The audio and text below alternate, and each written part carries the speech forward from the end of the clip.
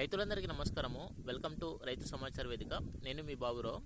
మనకు మిరప పంటలో వచ్చేసి మొదటి స్ప్రేగా మనము 7 నుంచి 8 రోజుల దశలో మనము మొదటి స్ప్రేగా మోనోక్రోటోఫాస్ అదేవిధంగా మట్టి సల్ఫర్ అయితే స్ప్రే చేయడం జరిగింది.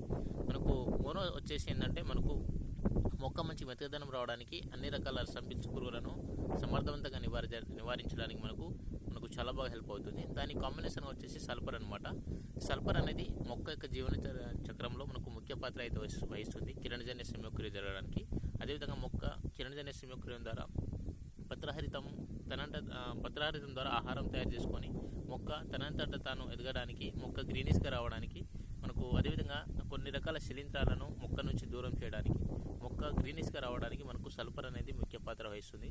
కాబట్టి మనం మొదటి స్ప్రేలో వచ్చేసి మోనోక్రోటోఫాస్ అదేవిధంగా సల్ఫర్ అయితే స్ప్రే చేయడం జరిగింది. ఓకే ఫ్రెండ్స్, మన ఛానల్ని కొత్తగా చూస్తున్నవారు తప్పకుండా లైక్ చేయండి.